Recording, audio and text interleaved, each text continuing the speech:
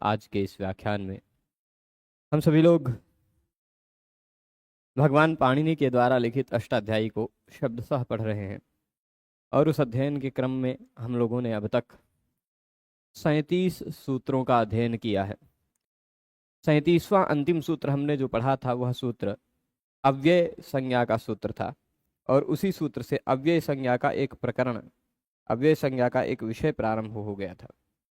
ठीक है, तो अव्यय किसे कहते हैं यह यदि आपको जानना है तो उसके लिए आपको 5-6 सूत्र पढ़ने पड़ेंगे। ठीक है, वह जो 5-6 सूत्र हैं उन सूत्रों में से दूसरा सूत्र हम लोग पढ़ने जा रहे हैं आज। ठीक है, यह दूसरा सूत्र है। सूत्र क्या है? तद्धितश्चासर्व विभक्ति ही। तद्धितश्चासर्व विभक्ति, इस सूत्र को समझने के लिए इस सूत्र से पहले के सूत्र में निहित शब्दों को समझ लेते हैं। पहले इस सूत्र से पहले के सूत्र में स्वरादिनिपातम अव्ययम ये कहा गया था। क्या कहा गया था? स्वरादिनिपातम अव्ययम में एक शब्द था अव्ययम। इसी शब्द की अनुवृत्ति सभी सूत्रों में आएगी। कौन से शब्द की? अव्ययम शब्द की। अच्छा, मैंने ऊपर लिखा, वह ऊपर दिख नहीं रहा है, मैं ऊपर कर देता हूँ। हाँ कैमरा जी, तनी और ऊपर चलो, बस ठीक है। अव्ययम तो तद्धितश्चासर्व विभक्ति ही सूत्र में पिछले सूत्र से प्रसंग आ रहा है। और भी आप कह सकते हैं कि स्वरादि निपातम भी कहा गया था उस सूत्र में, पर यह पूरा अनुवृत्ति क्यों नहीं आ रही है? ठीक, तो आप इसको समझिएगा कि स्वर आदि जो शब्द स्वरूप हैं तथा पहले अध्याय के चौथे पाद में जो निपात कहे गए हैं वो सभी अव्यय हैं। यही इस सूत्र का तात्पर्य था ना। स्वर आदि जो निपात हैं तथा प्रथम अध्याय के चतुर्थ पाद में कहे गए जो स्वर आदि जो शब्द स्वरूप हैं तथा प्रथम अध्याय के चतुर्थ पाद में कहे गए जो निपात हैं वे अव्यय हैं। ठीक, अब ये क्या कह रहा है? तद्धितश्च, तद्धित भी अव्यय है। तो जब तद्धित की बात प्रारंभ हो गई तो स्वर आदि और निपात की बात स्वतः समाप्त हो गई है ना। वह स्वर आदि और निपात की संज्ञा कर रहा था, यह तद्धित प्रत्ययों की संज्ञा कर रहा है। समझ रहे हैं? तो जब तद्धितश्च की बात प्रारंभ हो गई तो स्वरादि निपातम की बात अपने आप समाप्त हो गई। ये बात आप समझ गए होंगे। ठीक है ना। तो तद्धितश्च असर्व विभक्ति ही अव्ययम, ये पूरा सूत्र हो जाएगा। तद्धितश्च असर्व विभक्ति ही अव्ययम। अब इस सूत्र को समझने के लिए हमको 3 शब्द समझना पड़ेगा तो पूरा सूत्र समझ में आ जाएगा। इस सूत्र में अच्छा 3 क्या 4 हो जाएंगे। सूत्र को मैं ऑपरेशन कर डालूं, सूत्र को तोड़ डालता हूं तो सबसे पहले इसमें निकल कर आएगा शब्द तद्धितः, है ना, तद्धितः। दूसरा है च, और तीसरा शब्द है बड़ा सा असर्व विभक्ति। असर्व विभक्ति ही,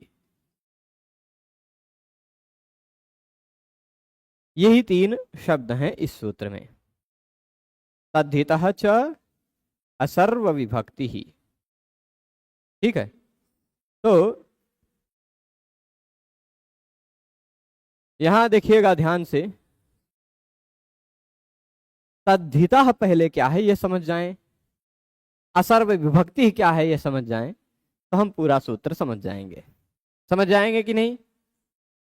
तो तद्धितः पहले समझा देते हैं ये क्या। ठीक है, समझा दें। तद्धितः, तद्धितः समझने के लिए आपको मैं जब कभी भी प्रत्यय बताऊंगा, बार बार प्रत्यय बताऊंगा, तो प्रत्यय में सबसे विशालकाय प्रत्यय के अंतर्गत अमांतर अधिकारों में जो आते हैं उसमें से सबसे विशालकाय अधिकार यही तद्धित का ही है। ठीक है, तद्धित का ही विषय सबसे बड़ा है। प्रत्ययों में। जैसे मैं दिखाना चाहूं तो आप लोगों को दिखा सकता हूं। जिन लोगों के पास भी अष्टाध्यायी है वो लोग अष्टाध्यायी पुस्तक के निकाल करके यात्रा कर सकते हैं उस पुस्तक से। पुस्तक की यात्रा, वैसी यात्रा नहीं। तो हम आप लोगों को यहां लिख कर दिखाते हैं, समझाते हैं। पहले तद्धित क्या है वो समझा देते हैं, तो फिर यहां पर मूल पर आते हैं। ठीक है। हे प्रभु, देखिएगा, आप जब अष्टाध्यायी में ये सूत्र देखेंगे 3.1.1 यहां से शुरू होता है कौन सा विषय? जिस विषय को कहते हैं पाणिनीय व्याकरण का सबसे बड़ा विषय,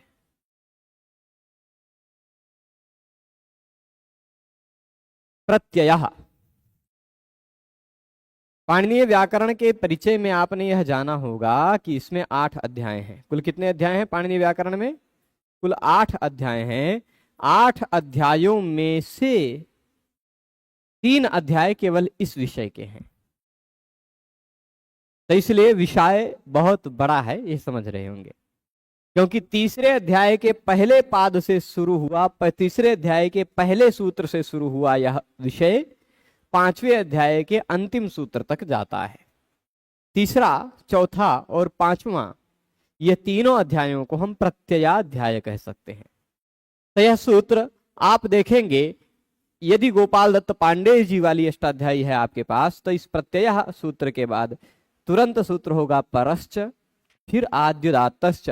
उन तीनों सूत्रों के बाद एक नंबर लिखा होगा, वह नंबर है 5.4.160। दिख रहा है? यही लिखा है कि 160 161 कुछ है, 160 ही है। ठीक है।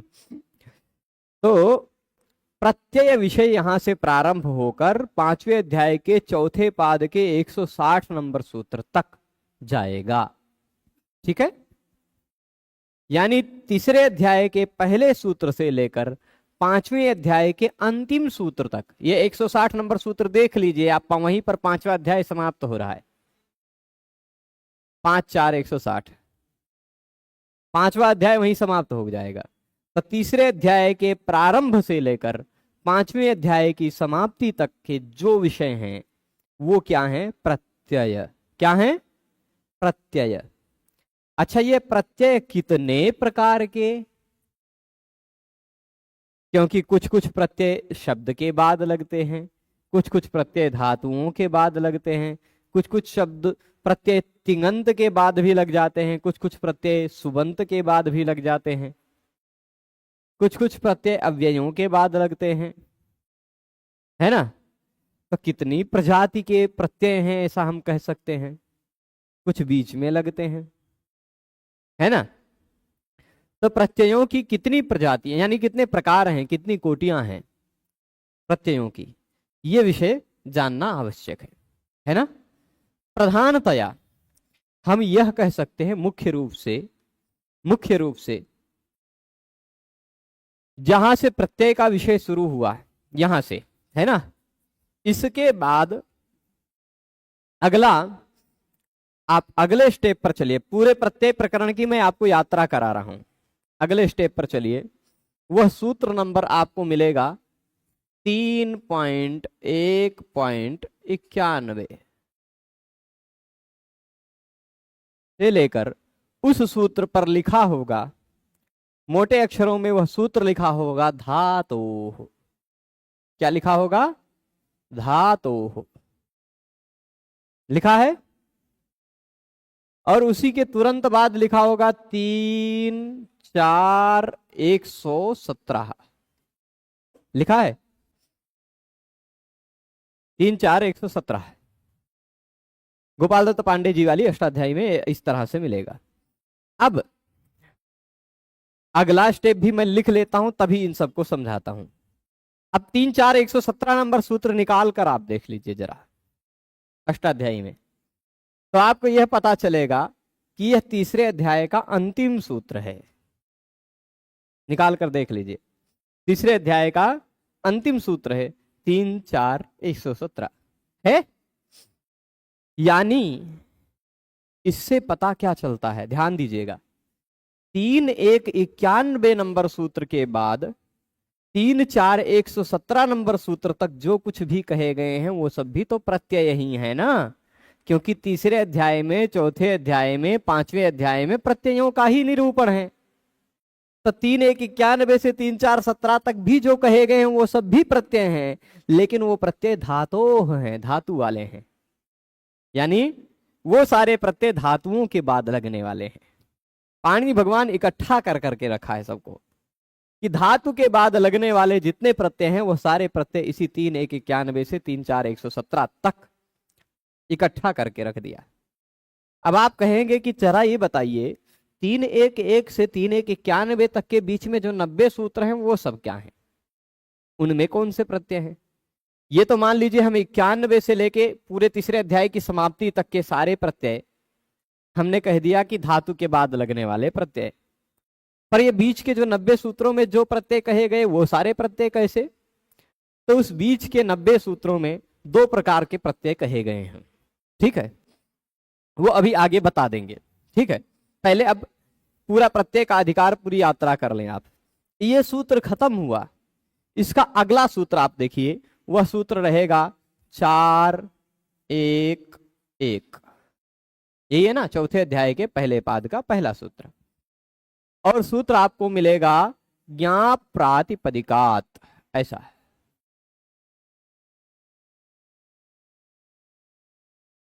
ज्ञा प्रातिपदिकात, यही सूत्र है। अब चौथे अध्याय के पहले पाद के पहले सूत्र के बाद जो कोई भी प्रत्यय बताया जाएगा जो कुछ भी, वो तो प्रत्यय ही रहेगा, चौथे अध्याय में भी, पांचवें अध्याय में भी, ये बात तो पता ही है आपको, है ना। वह सारे प्रत्यय या तो गी के बाद लगेंगे या तो आप के बाद लगेंगे। गी और आप मतलब स्त्रीलिंग वाले शब्द, नदी हो गया, गौरी हो गया, है ना, पार्वती शची इत्यादि जो शब्द हैं वो सब गी वाले हैं। लता रमा बाला मंदा होडा विलाता आ पर समाप्त होने वाले आप वाले शब्द हैं, ठीक।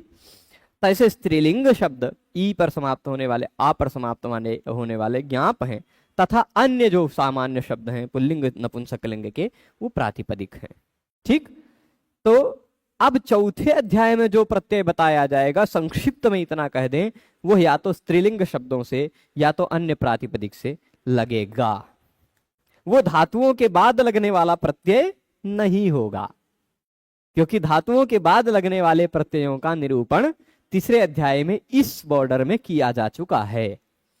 उसी में आपको तिप तस्भी इत्यादि सारे प्रत्यय मिल जाएंगे, उसी में कृत प्रत्यय भी मिल जाएंगे, ठीक है, चलेगा ना। आगे बढ़े। अब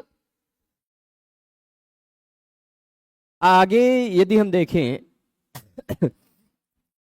तो यह 4 1 1 नंबर सूत्र पर भी आपको यही नंबर दिखाई पड़ रहा होगा मोटे अक्षरों में, 5 4 160, यही वाला ऊपर वाला दिख रहा है। क्यों दिख रहा है? क्योंकि अब चौथे अध्याय में पहले सूत्र से लेकर के पांचवें अध्याय के अंतिम सूत्र तक जितने भी प्रत्यय बताए जाएंगे वो सारे प्रत्यय धातु के बाद नहीं लग सकते, प्रातिपदिक के बाद लग सकते हैं, ठीक है। प्रातिपदिक क्या है वह आपको हम लोग 45 46 नंबर सूत्र में आगे संभवतः पढ़ेंगे। कृत अर्थवद धातुर प्रत्यय प्रातिपदिकम कृतद्धित समासाश्च, इन 2 सूत्रों में, ठीक है। तो अब प्रातिपदिक मतलब मूल रूप में शब्द, ऐसे राम ये एक प्रातिपदिक है, मान लीजिए अरुण एक प्रातिपदिक है, ठीक, सामान्य रूप से ऐसे शब्द है।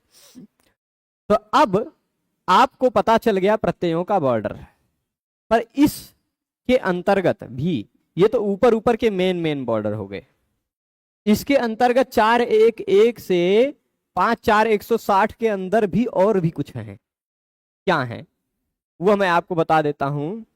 एक सूत्र है, हाँ चलिए ये भी बता देते हैं।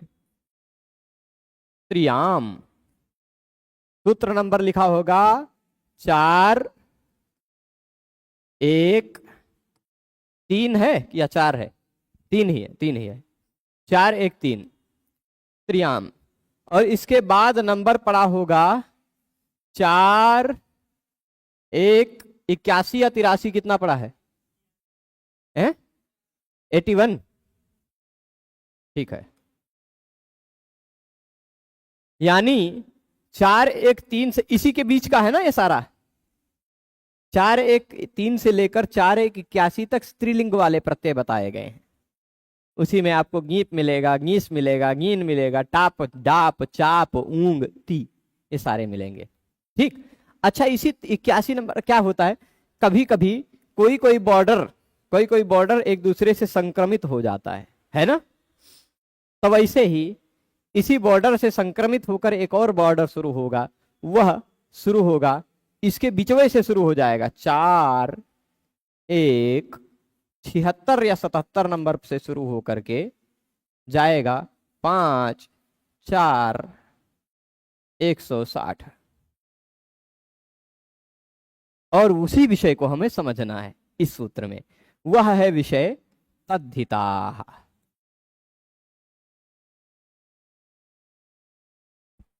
ठीक है, दिख रहा है सूत्र 4 1 76, अष्टाध्यायी में आप देख 76 ही है ना, क्योंकि कभी कभी थोड़ा बहुत नंबर में मैं अब डिस्टरबेंस हो रहा है तो आगे पीछे हो जाता है। तो 4 1 76 से शुरू हो रहा है तद्धिता, यहां से तद्धित का विषय प्रारंभ होगा। अब चलिए, अब हम प्रत्ययों का फिर से पूरा ब्रीफ बता देते हैं फिर से, कि प्रत्यय यहां से शुरू हुआ यहां पर खत्म होगा, पर उसके अंदर भी कुछ कुछ यहां से यहां तक ये प्रत्यय, जैसे क्या कहते हैं कि अयोध्या जिला यहां से शुरू होकर वहां तक खत्म होगा, लेकिन उसके अंदर भी कुछ कुछ है, यहां तक भैया सदर तहसील है, यहां तक मिल्कीपुर है, यहां तक बीकापुर है, ऐसे सब अलग अलग कहेंगे ना, तो उनका भी बॉर्डर है। तो वैसे ही यहां से शुरू होकर प्रत्यय का विषय यहां पर खत्म होगा, लेकिन उसके अंदर भी 3 1, अच्छा थोड़ा सा और नीचे सरका ही लेते हैं क्योंकि आप लोगों को कुछ संदेह न रह जाए, इसलिए एक विषय और भी बता ही देते हैं। ठीक है, पूरा गायब ही हो गया, प्रायश्चित्त कर्म गायब नहीं करना था, इसको प्रायश्चित्त कर्म कहते हैं, कंप्यूटर की भाषा में इसको अंडू कहते हैं। हाँ, तो यहां पर 4 1 4 नहीं 3 1 4 3 1 4 सूत्र निकालेंगे, वहां सूत्र मिलेगा गुप तिज किद्भ्यः सन, पांचवा है ना, ठीक है, हाँ गुप्तिज किद्भ्यः सन, अनुदात्तो सुपितो है भी है, हाँ।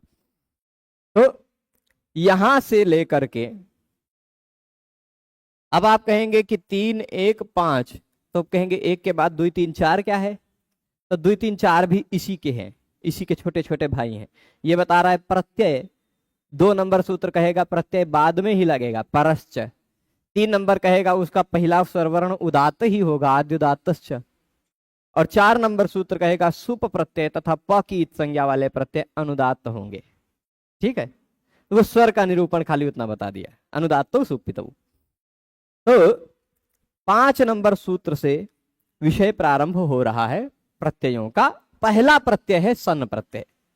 पहला प्रत्यय कौन है पाणिनीय व्याकरण में वर्णित? सन।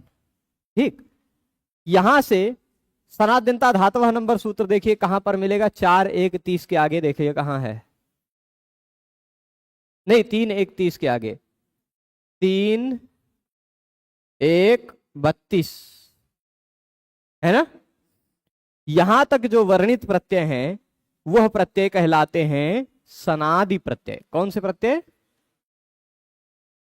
सनादि 12 प्रत्यय, ये यहां तक वर्णित है। 3 1 सूत्रवा मिटा देते हैं, सूत्र की जरूरत नहीं क्योंकि 12 प्रत्यय हैं, एक सूत्र लिखेंगे तो ज्यादा ठीक नहीं रहेगा। सन आदि 12 प्रत्यय। ठीक, ये 3 1 5 से 3 1 32 तक। फिर चलते हैं, हम शुरू करते 3-1-33 से लेकर के 3-1-33 से लेकर के 3-1-90 तक के आसपास का जो विषय है वह विकर्ण प्रत्ययों का है। सनादिनता धातव के बाद क्या है सूत्र? शतासी लृलुटो, यही आया ना। तो ये विकर्ण प्रत्ययों का विषय आ गया, विकर्ण प्रत्यय। अब ये पूरा प्रत्यय का विषय आ गया। इन सब के बारे में मैं थोड़ा थोड़ा संक्षिप्त में आपको बता देता हूं, ठीक है। प्रत्यय शुरू हुआ यहां से 3रे अध्याय से 5वें अध्याय तक, ठीक है। उनमें से सन इत्यादि 12 प्रत्यय यहां तक वर्णित हैं, 3-1-5 से 3-1-32 तक, यहां तक सन इत्यादि 12 प्रत्यय। ये प्रत्यय क्या हैं? ये प्रत्यय ऐसे प्रत्यय हैं जो किसी भी शब्द के बाद लग जाते हैं तो वह धातु बना देते हैं, है ना। जैसे धरती में बहुत सारे पदार्थ हैं, उनमें से सबको अलग अलग कहते हैं, ये धातु बनाने वाला पदार्थ है, ये खनिज है, वो खनिज है। तो ऐसे 12 प्रत्यय हैं जो 12 प्रत्यय लगने के बाद जो शब्द बनता है वो धातु बन जाता है।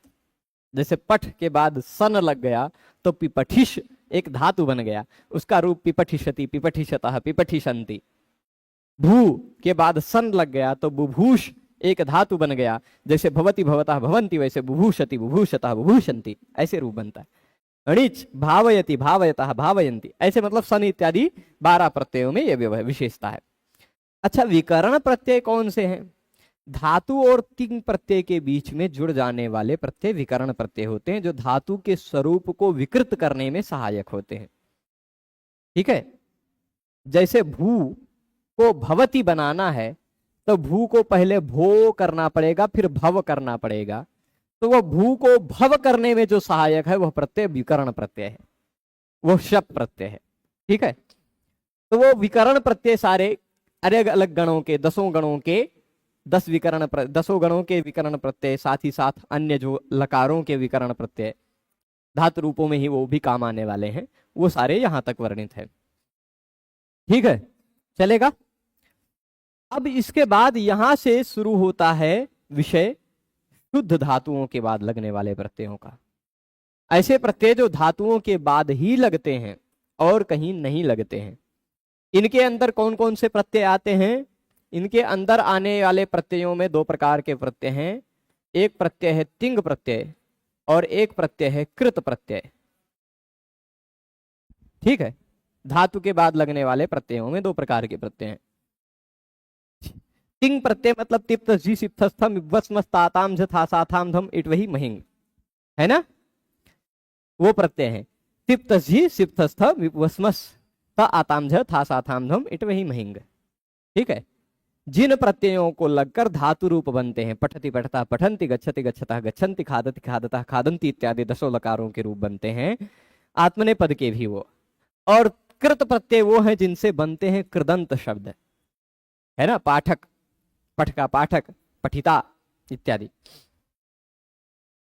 तो ये तिंग और कृत प्रत्यय धातु के बाद लगने वाले प्रत्ययों में आ गए। ये सारे यहीं मिलेंगे, सारे के सारे प्रत्यय यहां मिल जाएंगे।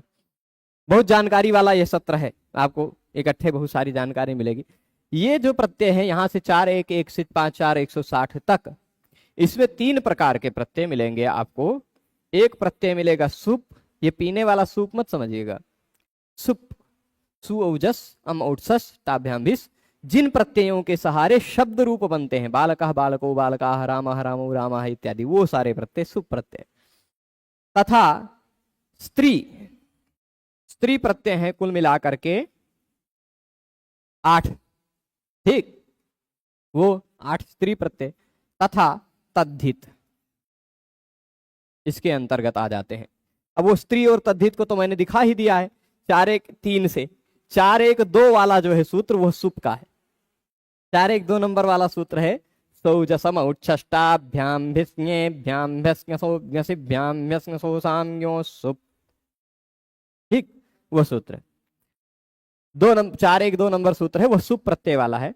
4-1-3 से शुरू हो जाता है स्त्री प्रत्यय, जो जाता है 81 तक, लेकिन उसी में 76 नंबर शुरू से शुरू हो जाता है तद्धित। ठीक है। तो 4-1-76 नंबर सूत्र से 5-4-160 नंबर सूत्र तक जो भी विषय है वह तद्धित विषय है। यह इतना हुआ निष्कर्ष। ठीक है, निष्कर्ष इतना समझ गए। सारे प्रत्ययों की अलग अलग संज्ञा है। ठीक है, तो 4-1-76 नंबर सूत्र से 5-4-160 नंबर सूत्र तक के विषय में जितना भी प्रत्यय कहा गया है, जितना भी प्रत्यय कहा गया, वह प्रत्येक प्रत्यय क्या है? तद्धित प्रत्यय है। क्या प्रत्यय है? तद्धित प्रत्यय है। सबसे बड़ा वाला अधिकार इसी का है ना। आपको लगता होगा कि यह वाला है धातोह वाला भी, पर धातोह वाला तीसरे अध्याय के 1 से 91 से शुरू होकर 3-4 पर ही खत्म हो जाता है। इसमें 117 सूत्र मान लीजिए। तीसरे पाद में कुछ होगा सूत्र, दूसरे पाद में कुछ सूत्र होगा, पहले में आधे बचे, है ना। पर ये 5वां अध्याय बड़े बड़े अध्यायों पादों वाला है। बहुत बड़े बड़े सूत्र भी हैं, ज्यादा संख्या में सूत्र भी हैं। तो इसीलिए सर्वाधिक प्रत्यय इसी तद्धित प्रत्ययों के अंतर्गत हैं। ठीक है, तो अब तद्धित जान गए ना। तद्धित का मतलब अष्टाध्यायी में 4-1-76 तद्धिताः सूत्र के बाद निष्प्रमाणिश्च सूत्र 5-4-160 तक जितने भी विषय कहे गए हैं वो सभी हैं तद्धित। क्या है? तद्धित। अब वो तद्धित है प्रत्यय सैकड़ों। कितने प्रत्यय? सैकड़ों प्रत्यय हैं तद्धित। गिना नहीं, मुझे 200 से तो ऊपर है, इतना पक्का सुनिश्चित है। तो वो जो तद्धित प्रत्यय हैं, उन तद्धित प्रत्ययों में ध्यान दीजिएगा। अब सूत्र समझेंगे। अब इसी तद्धिता की बात चल रही है। समझ गए? तद्धित तद्धित क्या है समझ गए ना। क्या मतलब भी, तद्धित भी, पर कैसा तद्धित भी? जो असर्व विभक्ति ही, जो असर्व विभक्ति है, यानी जिससे सभी विभक्तियां नहीं लग सकती। ऐसा कौनो तद्धित प्रत्यय जिस तद्धित प्रत्यय के बाद सभी विभक्तियां न लग सकें, वह असर्व विभक्ति तद्धित है। ठीक है, वह क्या है? असर्व विभक्ति ही। तो अब बता रहे तद्धितांत। तद्धितांत, तद्धित शब्द से तद्धितांत अर्थ ले रहे हैं। क्यों? क्योंकि एक ऐसा नियम है। तद्धित क्या है? प्रत्ययों का एक प्रकार है। कभी भी प्रत्ययों को कहा जा रहा है तो प्रत्ययों से प्रत्ययांतों का अपने आप ग्रहण हो जाता है। तो तद्धित कह रहे हैं, तो तद्धित प्रत्ययों को हम लोग थोड़े ना अव्यय कहेंगे, तद्धित प्रत्यय लगकर बने हुए शब्दों को अव्यय कहेंगे। तद्धित का मतलब तद्धितांत। ठीक है, तो वही तद्धितांतः शब्दः कीदृशः तद्धितांतः शब्दः? असर्व विभक्ति ही। असर्व विभक्ति ही इत्युक्ते यस्मात् तद्धितान्तात् शब्दात् सर्वाः विभक्तयः न भवितुं शक्नुवन्ति, सः तद्धित प्रत्ययान्तः शब्दः असर्व विभक्ति ही तद्धितः उच्यते। मतलब जिस तद्धित प्रत्यय लगकर बने हुए शब्द के बाद सभी विभक्तियों के प्रत्यय न लग सकें, वह तद्धित प्रत्यय असर्व विभक्ति तद्धित कहलाएगा। और उस प्रत्यय को लगकर बना हुआ जो शब्द है वह भी अव्यय बन जाएगा। समझ गए? समझ गए? तो ये कह रहे हैं अब असर्व विभक्ति ही, असर्व विभक्ति यानी जिससे सभी विभक्तियां न लग सकें। ध्यान दीजिएगा। ए भाई आ जाओ। असर्व विभक्ति ही यानी जिससे सभी विभक्तियां न लग सकें, ऐसा तद्धित प्रत्यय लगकर बना हुआ शब्द अव्यय संज्ञक होता है। ऐसा तद्धित प्रत्यय लगकर बना हुआ शब्द भी अव्यय बन जाता है, यानी वह जैसा है वैसा ही रहेगा। चलिए कुछ और शब्द रूप आप लोगों को याद करवा देते हैं। यथा, यथा शब्द का शब्द रूप बोलिए। रमा शब्द का आपको बोलने में कठिनाई होगी। रमा रमे रमा, रमाम रमे रमा, रमया रमाभ्याम रमाभि, रमायै रमाभ्याम रमाभ्या। लेकिन यथा यथा यथा यथा यथा यथा यथा यथा यथा यथा यथा यथा सातों विभक्तियों में इसे बोल दीजिए, शब्द रूप याद हो गया।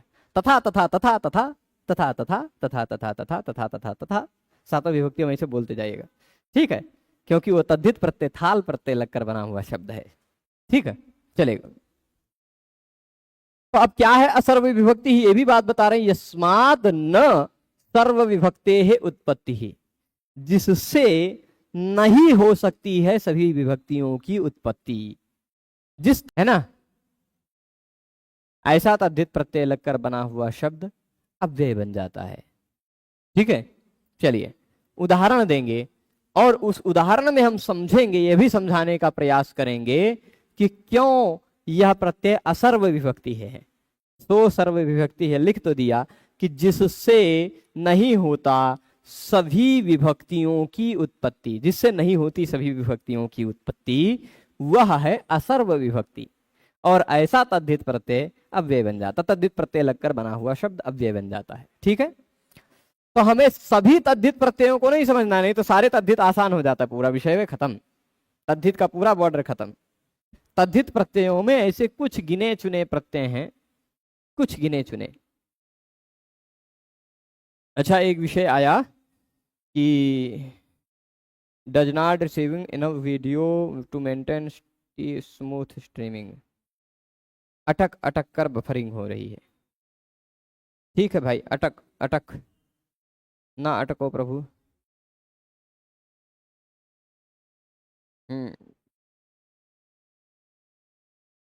इनकी अटकन को दूर कर देते हैं, कोई दिक्कत नहीं। तो तद्धितश्च सर्व विभक्ति, यहाँ ध्यान दीजिएगा, समझने वाली बात आप लोगों की जो है वो देखिएगा कि हमें ऐसे तद्धित प्रत्ययों को अब देखना है, खोजना है, वह कौन है, कितने हैं, है ना, कैसे कैसे हैं, इसको खोजते हैं और समझने का प्रयास करते हैं। ठीक है, चलिए, तो कौन कौन से प्रत्यय हैं और कितने प्रत्यय हैं जिनसे सभी विभक्तियां नहीं लग सकती। जैसे समझिए, कुछ कुछ ऐसा शब्द बन जाता है जिसके बाद आप सारी विभक्तियां लगाना चाहें तो भी नहीं लगा सकते। ठीक है, जैसे तो तद्धित के अधिकार में ऐसे कुछ प्रत्यय हैं, वो तद्धित प्रत्यय जब प्रातिपदिक के बाद लग जाते हैं, प्रातिपदिक के बाद, तो वो निर्मित जो नया शब्द बन जाता है, वह उसमें संख्या आ ही नहीं सकती, संख्या आ ही नहीं सकती, तो फिर वचन विभक्ति का प्रत्यय लगाने की आवश्यकता ही नहीं है। जैसे मैं यह पूछूं कि कहां से आ रहे हो, तो आप क्या कहेंगे, ग्रामतः आगच्छामि। अब ये ग्रामतः जो आपने कह दिया, इसमें कौन सी संख्या है, कितने गांव है जितने गांवों से आप आ रहे हैं, कोई संख्या विवक्षित है, वह स्थल विवक्षित है ना। तो इसलिए उसके बाद फिर अब गांव से आ रहा हूं, तो उसके बाद और कोई विभक्तियां आप नहीं लगा सकते। ग्रामतः शब्द में, ग्रामतः शब्द जो बन गया, अब इस गांव से को आप और किसी दूसरी विभक्ति में नहीं ले जा सकते।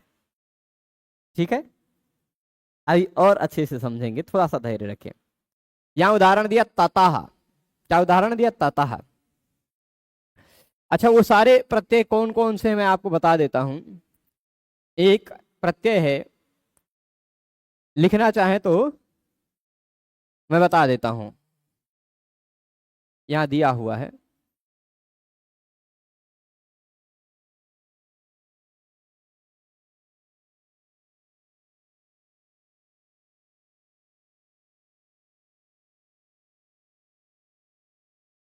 ठीक है, लिस्ट बनाना चाहेंगे तो बना डालें। ऐसे तद्धित के कुछ प्रत्यय हैं जिन प्रत्ययों को अव्यय कहा जा सकता है, तो लिस्ट यहां बनाते हैं। एक पेज और बढ़ाया, और सबसे पहले उसमें है प्रत्यय तसी। कौन प्रत्यय है, तसी है, लेकिन मूल रूप से तसी प्रत्यय कह सकते हैं, तसी प्रत्यय है। तः यतः ततः कुतः इत्यादि शब्द बन जाता है।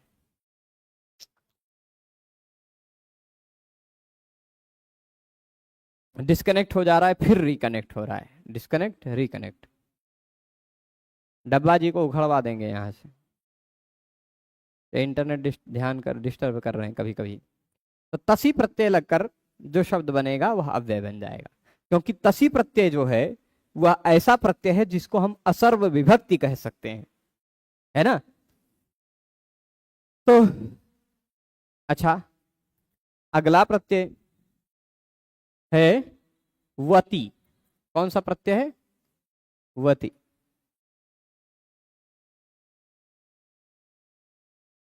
ये प्रत्यय आपको मिलेगा 5, 1, हिंदी में संख्या लिखने लगे हम, कोई दिक्कत नहीं, 115 से 117 तक। ठीक, 3 सूत्रों में। तेन तुल्यम क्रिया चेद्वति तत्र तस्येव तदर्हम, ये 3 सूत्र हैं। ठीक है, ये वती प्रत्यय लगता है। इन सबके उदाहरण को भी बताएंगे। और फिर 2 प्रत्यय हैं ना और नाय। ना नाय, ये 2 हो गए। फिर अगला प्रत्यय है तसिल। एक था तसी और एक है तसिल।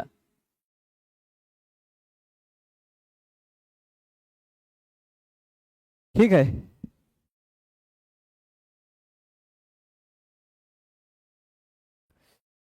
यह तसिल ही नहीं कह दें, और कई सूत्र हैं, कई प्रत्यय हैं, कई हैं। ठीक है, तसिल से लेकर के, तसिल से शुरू करके, इसका मैं बॉर्डर लिख देता हूं। वी और नई ना और नाय वाला, पहले वी नहीं भ्याम ना नायो न सहा, ये सूत्र लिख लीजिए। 5, 2, 27। 27 का साथ हिंदी में दूसरे भाषा में आ गया। ठीक,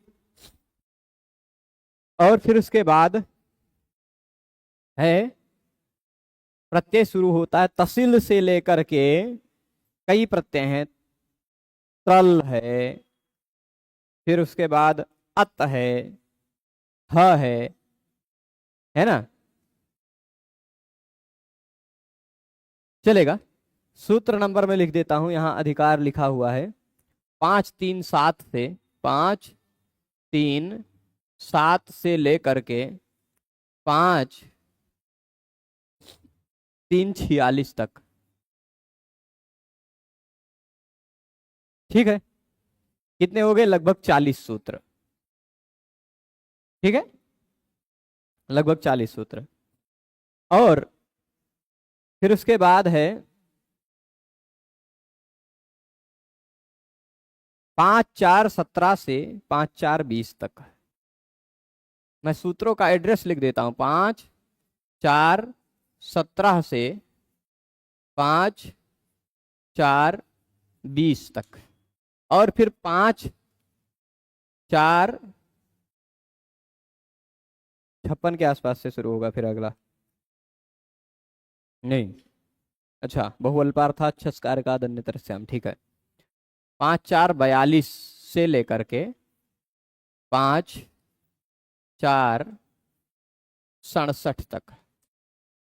ठीक है, ये इतने प्रत्यय हो गए अव्यय वाले तद्धित में। इतने सूत्रों से जिन भी प्रत्ययों का निर्देश किया गया है, वो सारे सूत्रों से लगने वाले प्रत्यय जो हैं, वो सारे, जो भी शब्द बनेगा वह अव्यय बन जाएगा। ठीक है, तो हाँ, जब हम लोग इसको विस्तार से पढ़ेंगे भविष्य में, तो ये बातें, ये सारे प्रकरण आएंगे, है ना। पर मैंने आपको तद्धित बता दिया, 4, 1, 76 से 5, 4, 160, उसमें से ये इतने सूत्र 1, 3, 4 हो गया, और फिर ये 5 हो गया। 5 के बाद ये हो गया, क्या कहते हैं, 7 से 46, मतलब 40 सूत्र हो गया, और 45 हो गया कुल मिलाकर के। और फिर ये 4 हो गए 49, और फिर ये मिलाकर के कितना हो गया, 42 से 67, कुल मिलाकर 26। 49 और 26 मतलब लगभग 75 सूत्र है ना। 75 सूत्र ऐसे हैं जिन सूत्रों से जो प्रत्यय लगता है, ठीक है, वो सारे प्रत्यय असर्व विभक्ति तद्धित प्रत्यय हैं, सभी विभक्तियां वहां से नहीं आ सकती। ठीक है, 75 सूत्र ऐसे हैं तद्धित में। तो जैसे मैं कुछ उदाहरण बोल देता हूं, यहां जितना उदाहरण दिया उतना ही उदाहरण हम लोग देखेंगे मुख्य रूप से, ज्यादा ना देखें तो ही ठीक है। यतः, ये तसी प्रत्यय का है। ततः, यतः तसी प्रत्यय का है। ये एक तसिश्च सूत्र से लगे हुए तसी प्रत्यय का है। ये त्रल प्रत्यय का, त्रल, ठीक है, कौन सा प्रत्यय है? सप्तम्यास त्रल है ना। तो यत्र, तत्र, सर्वत्र, अत्र, कुत्र इत्यादि सब सुना होगा, त्र त्र। अब इन सारे शब्दों को, यतः को सातों विभक्तियों में यतः यतः यतः यतः यतः यतः सब ऐसे ही चलेगा। तो इसी तरह तत्र सभी विभक्तियों में लगाने की आवश्यकता ही नहीं है, क्योंकि ये पंचमी का अर्थ अभिप्रेत कर रहा है, ये सप्तमी का अर्थ अभिप्रेत कर रहा है, पर ये शब्द रूप ऐसे रहेगा, यत्र यत्र तत्र तत्र, मतलब खाली इसमें और कोई विभक्ति नहीं लगेगी। समझ रहे हैं? फिर उसके बाद तदा, ये दा प्रत्यय है। सर्वैकान्यकिम यत्तदोह काले दा, सूत्र क्या है? सर्वैकान्यकिम यत्तदोह काले दा। सूत्र नंबर देख लीजिएगा, इसमें उसी जो बॉर्डर हमने बताया उसी के बीच का कहीं का मिलेगा। कहाँ का मिलेगा? सर्वई, ए भाई हिंदी में आ जाओ भाई, ये हम जो टाइप कर रहे हैं वो इंग्लिश में आ रहा है। सर्वई कान्य 5315 जो हमने नंबर लिखा है उसमें है वो एड्रेस में। दा प्रत्यय, दा, सर्व से सर्वदा, एक से एकदा, अन्य से अन्यदा, किम कदा, यत यदा, तत तदा, इतने ही शब्द बनेंगे। दा प्रत्यय लग करके बनता है क्या? सर्वदा, एकदा, अन्यदा, कदा, यदा, तदा। ये सब काल अर्थ में है। सर्वदा मतलब सर्वस्मिन काले, एकदा मतलब एकस्मिन काले, फिर उसके बाद अन्य, अन्यस्मिन काले, अन्यदा, है ना। किम, कदा, कस्मिन काले, कदा का मतलब कस्मिन काले, किस समय, और समय अर्थ में ये सारे दा प्रत्यय लगता है। तरल प्रत्यय सप्तमी अर्थ में लगता है, कुत्र कहां, यत्र जहां, तत्र तहां, है ना, ये सप्तमी अर्थ में है। यतः ततः कुतः इत्यादि प्रत्यय जो है तह, ये पंचमी अर्थ में, कहां से, यहां से, वहां से, ऐसे से अर्थ में है ना। और दा तदा वल जो प्रत्यय वो किस अर्थ में? समय अर्थ में। फिर उसके बाद यदा तदा, सर्वदा, सदा इत्यादि, ये सारे उसी तरह बन जाएंगे। ठीक है, तो तद्धित इति किम, तद्धिते इति किम, अच्छा तद्धिता इति किम, प्रश्न उठ रहा है कि तद्धितश्चा सर्व विभक्ति ही, इस सूत्र में तद्धिता क्यों कह रहे हो आप? क्यों कह रहे हो तद्धिता? आप असर्व विभक्ति ही केवल कह देते। ठीक है, आप क्या कह देते? असर्व विभक्ति ही। क्यों तद्धिता कह रहे हो? तो कह रहे एकः, एक शब्द है, इसके बाद आने वाले सुप विभक्तियों का लुक नहीं हुआ, इसका रूप बना एकः, एकम, एकेन, एकाय, एकाय नहीं, एकेन, एकस्मै, एकस्मात्, एकस्य, एकस्मिन, बनता है कि नहीं? ये तो अव्यय नहीं रहा। क्यों? क्योंकि यहाँ तद्धित प्रत्यय नहीं लगा है। यदि तद्धिता कहते, तद्धिता न कहते सूत्र में, ठीक, तद्धिता कहते न कहते सूत्र में, तो सूत्र क्या होता? असर्व विभक्ति ही। सूत्र क्या होता? असर्व विभक्ति ही अव्ययम, यानी जिससे सभी विभक्तियों के प्रत्यय न हो सके वह अव्यय है। तो चलिए एक शब्द है, इससे द्विवचन बहुवचन के प्रत्यय नहीं लग सकते, यानी सभी विभक्तियों के प्रत्यय नहीं लग सके, है ना। सु प्रत्यय लग सका पर औ जस नहीं लग सका, अम लग सका द्वितीया का, लेकिन आउट सस नहीं लग सका। ठीक है, एक का एक वचन ही प्रत्यय लगेगा ना, द्वौ का केवल द्विवचन वाले ही प्रत्यय लगेंगे, औ आउट, भ्याम भ्याम भ्याम, ओस यही इतने ही प्रत्यय लगेंगे, है ना। तो ये सभी प्रत्यय तो इसमें भी नहीं लग सके, ये भी असर्व विभक्ति है। यदि सूत्र होता असर्व विभक्ति ही तो यह एकः द्वौ इत्यादि भी अव्यय हो जाते, है ना। पर सूत्र में तद्धितः कह दिया गया तो एकः द्वौ ये बहुवह इत्यादि तद्धित नहीं है, इस कारण से अव्यय नहीं हुए। समझ गए। तो यहां भले ही सभी विभक्तियां नहीं हो सकती पर यह तद्धित नहीं है, इस कारण से अव्यय नहीं है एकः द्वौ बहुवह।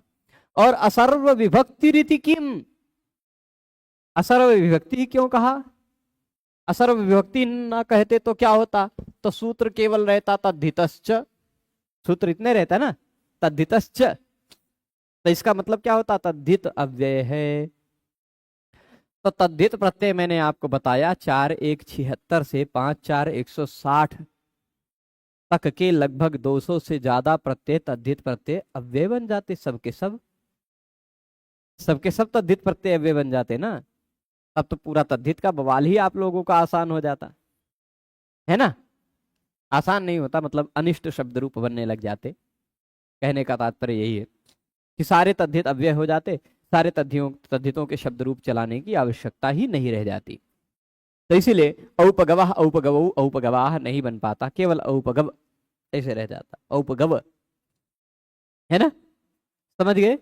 तो ऐसे तद्धित प्रत्यय, जिन तद्धित प्रत्ययों के बाद सभी विभक्तियां नहीं लग सकती, वह तद्धित प्रत्यय लगकर बना हुआ शब्द अव्यय बन जाता है। यही इसका निष्कर्ष है। ठीक।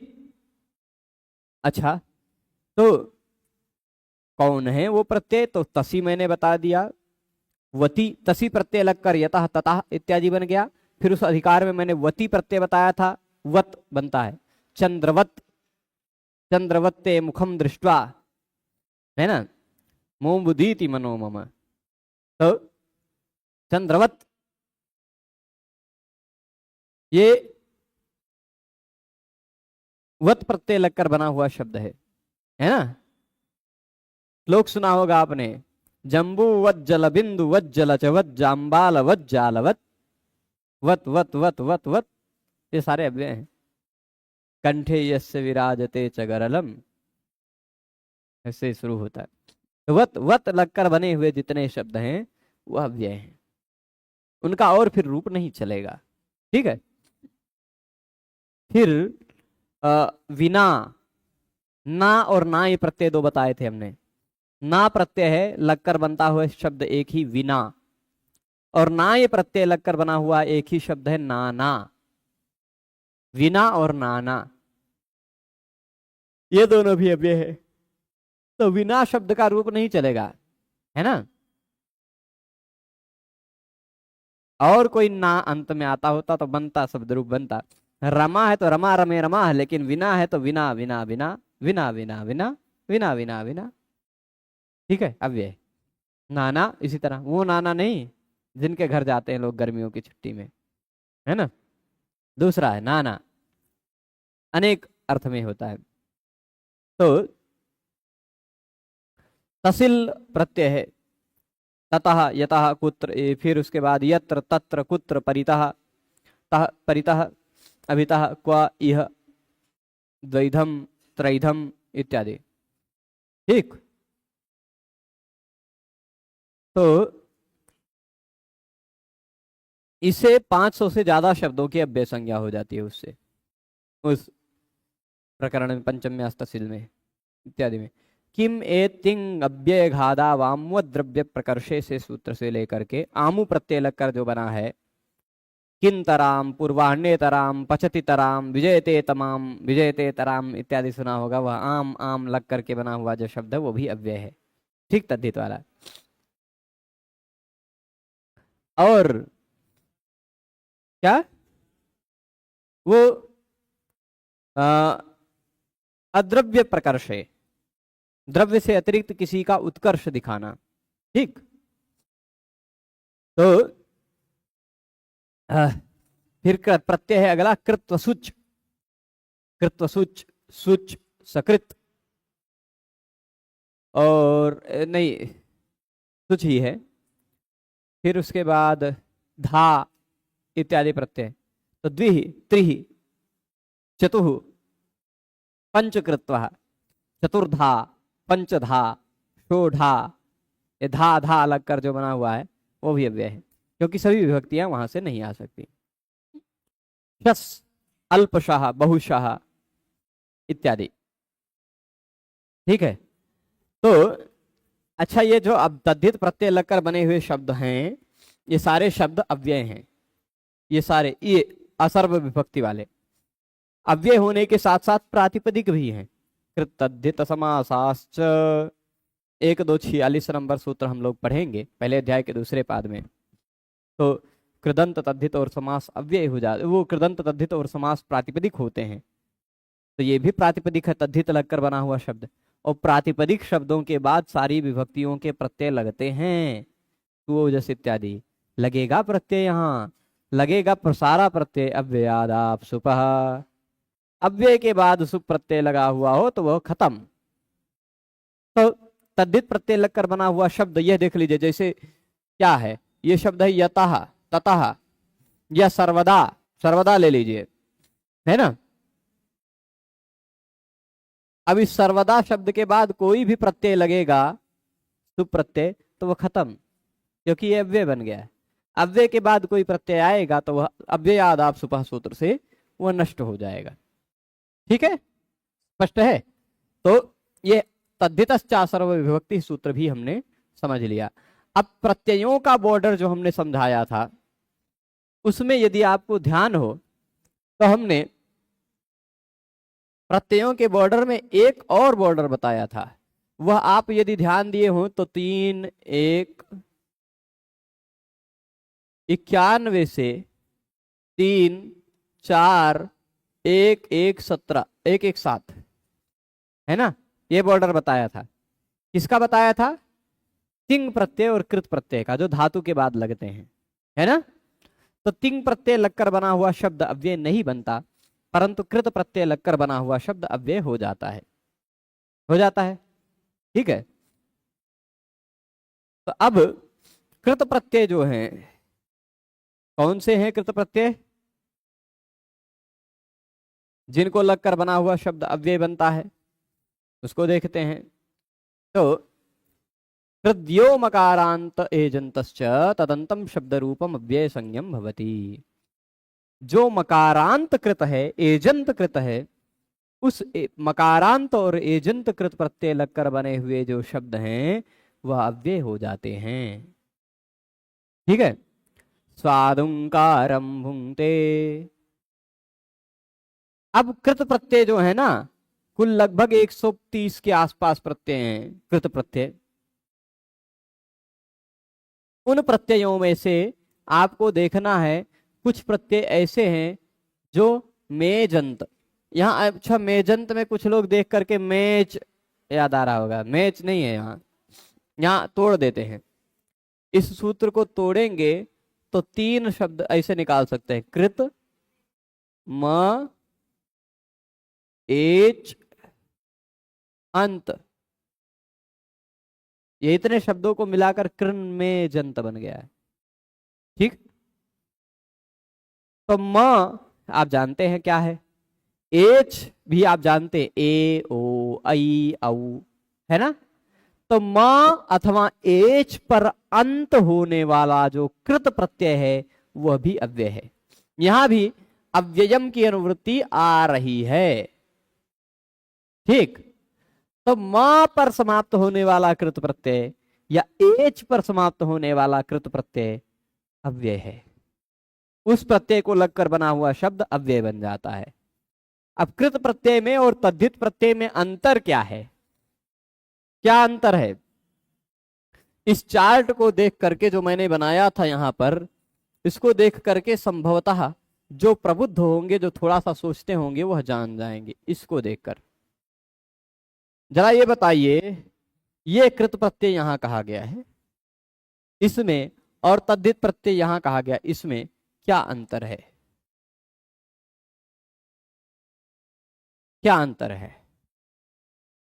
कोई बुद्धि लगाइए।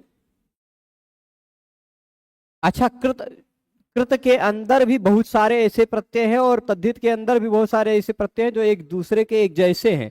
जैसे कृत के अंदर भी एक प्रत्यय है यत, एक है अण, तद्धित में भी प्रत्यय है यत अण। अब बताइए, अब कैसे को अंतर है ये पहचानेंगे? फिर भी कृत वाला यत अलग है, तद्धित वाला यत अलग है। कृत वाला अण अलग है, तद्धित वाला अण अलग है। कैसे पहचानेंगे क्या अंतर है? थोड़ा सा बुद्धि लगवाएं। कृत प्रत्यय की पहचान यही है कि वह धातु के अधिकार में है, वो धातु के बाद लगता है। ठीक है, सीधी बात है, बताया हूं मैं। कृत प्रत्यय हमेशा धातु के बाद ही लगेगा और तद्धित प्रत्यय हमेशा शब्दों के बाद लगेगा। अब आप तद्धितश्चा सर्व विभक्ति में उदाहरण देख रहे होंगे, तो जो भी उदाहरण देख रहे थे आप, यतः ततः यत्र तत्र तदा यदा सर्वदा एकदा सदा, ये सारे यत तत् एक एक सर्व सद, ये सारे शब्द हैं, है ना? पर इसमें जो उदाहरण देखेंगे वो धातु वाले उदाहरण देखेंगे पड़ेंगे। कृत प्रत्यय हमेशा धातु के बाद लगता है। ठीक है, तो तद्धित प्रत्यय कैसे वाले अव्यय थे? सबसे ज्यादा प्रत्यय यदि किसी में है तो तद्धित में, दूसरे नंबर पर सबसे ज्यादा प्रत्यय किसी में है तो वह कृत में है। तद्धित प्रत्यय सबसे ज्यादा, फिर कृत प्रत्यय सब उसके बाद। ठीक है, तो तद्धित और कृत का बता दे रहे हैं। इसीलिए कृत प्रत्ययों में जो प्रत्यय म पर समाप्त हो रहा है या ए ओ आई औ पर समाप्त हो रहा है, ऐसा कृत प्रत्यय लगकर बना हुआ शब्द अव्यय बन जाता है। स्पष्ट है? उदाहरण दे रहे हैं, स्वादुम कारम। कारम में मूल रूप में सूत्र है, यदि निकालना चाहें आप लोग तो निकाल लेंगे, स्वादुमी णमुल 3 4 26 नंबर सूत्र। ठीक है, सूत्र क्या है? 3 4 26।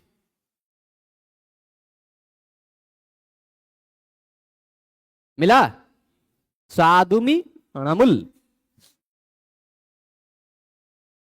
स्वादुमी णमुल कहता है, स्वादुम शब्द हो, पहले क्या हो?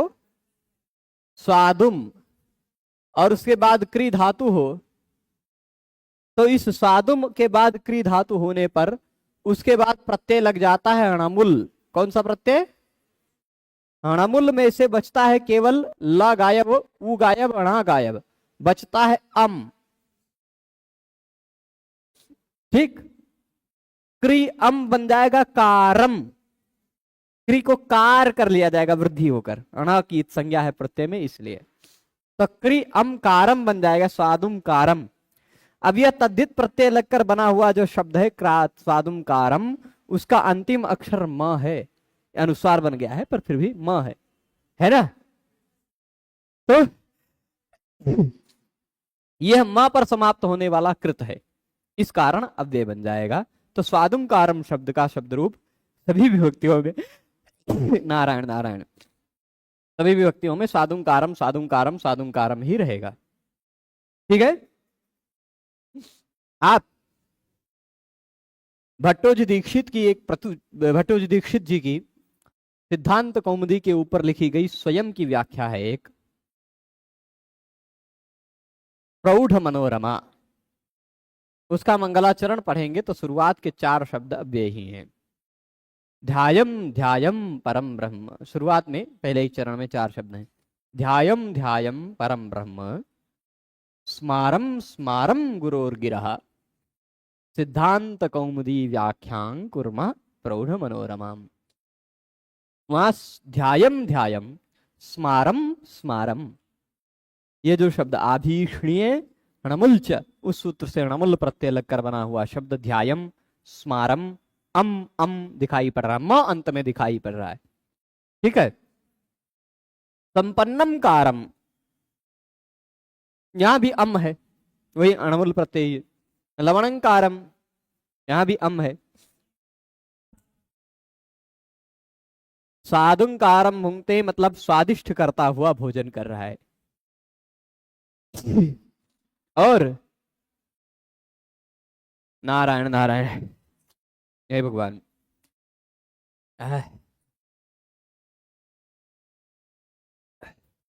कल धूप में सो गए ना, धूप में नहीं, आकाश के नीचे, खुले आकाश के नीचे है। हाँ, रात्रि में खुले आकाश के नीचे सो गए, तो फिर से कुछ दिनों से जुकाम जो ठीक हुआ था वापस आने लगा, और अभी भी व्यवस्था है, सोना ही है हफ्ते भर लगभग खुले आसमान में ही। तो साधुंकारम, ये जो अगला उदाहरण दे रहे हैं, संपन्नम कारम भुंगते, उसका तात्पर्य क्या है? साधु मित्यर्थ ग्रहणात् संपन्नं कारम इत्यपि भवतु। साधु में नमल, यहाँ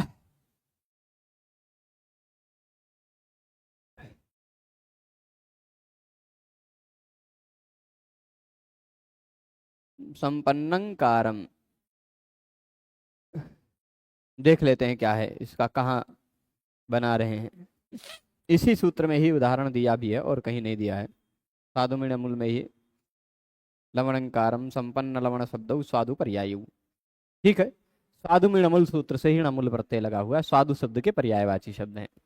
मतलब संपन्न कारम भी स्वादिष्ट बनाकर, भाई संपन्न कर लिया, खा रहा है ना। अथवा लवणंकारम नमकीन बना के खा रहा है ना, बढ़िया नमकीन, स्वादिष्ट हो गया ना। नमकीन सबको ज्यादा स्वादिष्ट लगता, या तो मीठा या तो नमकीन। तो ए जनता उदाहरण दे रहे हैं, म पर समाप्त होने वाला अणमुल प्रत्यय उदाहरण दे दिए, और एजंत का उदाहरण दे देंगे ना, एच पर समाप्त होने वाले, मकारांत और एच अंत होने वाले। देखिए मकारांत प्रत्यय कितने हैं? तो 4 प्रत्यय हैं जो म पर समाप्त होते हैं कृत में। ठीक है, कृत प्रत्ययों में म पर समाप्त होने वाले 4 प्रत्यय हैं। पहले म वाली बता देते हैं व्यवस्था। म पर समाप्त होने वाले आप लिख लें, 4 प्रत्यय हैं। पहला है अणमुल, ठीक है। फिर इसी का छोटका भाई कमुल, अणमुल कमुल, और फिर बहुत प्रसिद्ध है, सबसे प्रसिद्ध वाला सबसे बाद में लिखेंगे, ये खमुई, और एक सबसे प्रसिद्ध है तुमुन, है ना। ये 4 प्रत्यय हैं जिसमें से बचता है अंतिम वर्ण अम। देखिए अणमुल को मैं मिटा दे रहा हूं, अब आप लोगों की बुद्धि में इसका संस्कार रहेगा। अणमुल और कमुल और खमुई, इन तीनों में से बचता है केवल अम। अणमुल में भी अम बचता है, कमुल में भी अम बचता है, खमुई में भी अम बचता है। तो आप कहेंगे एक ही प्रत्यय बनाना चाहिए था, 3 काहे बना डाले, पूछेंगे ना। देखिए अणमुल प्रत्यय लगेगा तो वृद्धि होगी, क्योंकि ण की संज्ञा है। कमुई प्रत्यय कमुल लगेगा तो गुण भी नहीं होगा, गुण का निषेध हो जाएगा। क की संज्ञा होने पर गुण का निषेध हो जाता है, किंगितिचा सूत्र पढ़ चुके हैं आप, है ना। और खमुई प्रत्यय लगेगा तो खित्यनव्यय से इत्यादि सूत्र लग करके मुम इत्यादि आगम होंगे। ख की संज्ञा का अलग फल है, का की संज्ञा का अलग फल है, ण की संज्ञा का अलग फल है, तो इसलिए 3 अलग प्रत्यय बताए। और तुमुन में से बचता है केवल तुम। क्या बचता है? तुम, गंतुम, पठितुम, खादितुम, हसितुम इत्यादि, है ना। ये सभी धातु के रूपों में आते हैं, ये सारे अव्यय हो गए। पठितुम शब्द का शब्द रूप याद हो गया आपको, पठितुम पठितुम पठितुम पठितुम पठितुम पठितुम पठितुम पठितुम पठितुम, सातों विभक्तियों में इसे बन जाएगा, है ना। तीनों लिंगों में भी, स्त्रीलिंग में भी पठितुम, है ना। बालकः पठितुम गच्छति, बालिका पठितुम गच्छति, है ना। मित्रम पठितुम गच्छति। तो सभी में तुम ये हो गया म पर समाप्त होने वाले कृत प्रत्यय। एच पर समाप्त होने वाले प्रत्यय कितने हैं? एच। ए ओ आई औ पर समाप्त होने वाले कृत प्रत्ययों की देखा जाए तो केवल एक ही सूत्र है। सूत्र नंबर निकाल लेंगे आप 3, 4, 9।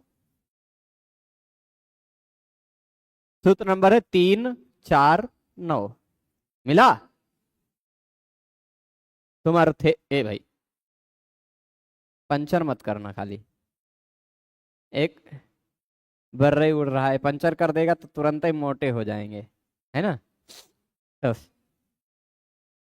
हाँ, एज पर समाप्त होने वाले प्रत्यय केवल इसी सूत्र में कहे गए हैं। 3, 4, 9 है, यानी उसी धातु के बाद लगने वाला प्रत्यय है, यानी कृत प्रत्यय के अंतर्गत आता होगा, है ना। तो तुम अर्थे से, सेन, असे, से, सेन, असे, असेन, कसे, कसे, कसे, कसेन, अध्यय, अध्ययन, कध्यय, कध्ययन, शध्यय, शध्ययन, तवई, तवेन, तवेन। कितने प्रत्यय हैं? कौन कौन से? सेन, असे, असेन, से, सेन, फिर उसके बाद अध्यय, अध्ययन, शध्यय, शध्ययन, फिर उसके बाद कध्यय, कध्ययन, तवई, तवेंग, तवेन। लगभग 15 प्रत्यय हैं, ठीक है। ये सारे प्रत्यय ए ओ आई इन सब पर समाप्त हो रहे हैं, है ना। ये सारे प्रत्यय लगकर बने हुए शब्द अव्यय हैं, पर ये सारे प्रत्यय लगकर बने हुए शब्द वैदिक व्याकरण में ही मिलते हैं। क्योंकि ये जो तुमर्थे से, सेन, असे, सेन, ये सूत्र आप निकाल कर देखेंगे, 3, 4, 9 नंबर सूत्र, तो इस सूत्र में तीन ही सूत्र पहले 3, 4, 6 नंबर सूत्र में कहीं छंदसी दिखाई पड़ रहा होगा। छंदसी लुंग लंग लिटहा दिख रहा है। यानी तुमर्थे से, सेन, से, सेन जो सूत्र है 3, 4, 9 नंबर सूत्र का, वह सूत्र केवल छंदसी यानी केवल वैदिक व्याकरण में लगता है, ठीक है। लौकिक व्याकरण में जो तुम प्रत्यय लगा हुआ है, उसी तुम, पातुम, गंतुम, हसितुम, खादितुम इत्यादि के जगह पर इसी तुम प्रत्यय लोक में केवल तुम प्रत्यय होता है, पर वेद में इसी तुम के जगह पर 15 प्रत्यय हो सकते हैं। से हो जाता है, कभी कभी सेन हो जाता है, कभी असे हो जाता है, कभी असेन हो जाता है, कसई, कसेन, तवई, तवेंग, तवेन, है ना। ऐसे सब हो जाता है। गंतवई, खादितवई, तस्माद् ब्राह्मणेन नम्लेच्छितवई, नापभाषितवई। महाभाष्य में भी लिखा है नापभाषित। हाँ, तो तवई तबियत कृत्य के प्रत्ययों के अर्थ में है। पर या देखिए वक्षे, ये से प्रत्यय लगकर बना हुआ, वच से, वच धातु से प्रत्यय लगकर वच से, चाकू का हो जाएगा चोहुकुह से, तो वक से, और स के जगह पे षडोह का शी, नहीं का होगा पहले, स के जगह पे आदेश प्रत्यय से मूर्धन्य श हो जाएगा, तो वक्षे बन जाएगा। वक्षे कैसे बनेगा हम बना देते हैं, ठीक है। वच धातु है, उसके बाद प्रत्यय लगा तुमुन, नहीं तुमुन के अर्थ में से प्रत्यय लग गया, वच से। प्रत्यय का पहला वर्ण झल हो, क्या हो? अच्छा, आज का क्लास लंबा खींच गया, हमें पता ही नहीं चला, छींकते छींकते चलते। नारायण नारायण, ठीक है। ये वैदिक में ही मिलेगा, लोक में नहीं मिलेगा। च के जगह पे चोहुकुह, वक, कवर्ग के बाद दंत सा आता हो तो मूर्धन्य हो जाता है, वक्षे बन गया वक्षे। क और श का संयोग होकर इस तरह के क्ष बन जाता है। ठीक है, वक्षे बन जाएगा। और राय वक्षे तावामेशे रथानाम, ये भी वैदिक में प्रयोग है ऋग्वेद का 5 6 6 3। यहाँ वामेशे से ए पे खत्म हो रहा है ना, ए पर समाप्त होने वाला कृत प्रत्यय है। वेद में ही मिलेंगे सारे इसके उदाहरण, सारे के सारे उदाहरण वैदिक में मिलेंगे। कृत्वे दक्षाय जीवसे, कृत्वे, ये कृत्वे नहीं है, यहाँ जीवसे से प्रत्यय का ही उदाहरण है। जो चसूर्य दृश्य है ना, जोक से प्रत्यय का वक्षे, सेन का ता वामेशे रथा नाम, ये सेन का उदाहरण है। और असे असेन दोनों का उदाहरण है कृत्वे दक्षाय जीवसे, असेन असे असेन का उदाहरण जीवसे। और फिर उसके बाद कसे कसेन का उदाहरण है प्रेषे भगाय श्रेयसे, दिया नहीं है शायद ना, चलेगा, तैत्तिरीय संहिता का है। श्रेयसे ऋग्वेद का उदाहरण है। अध्यय अध्ययन का काम उपचार अध्यय,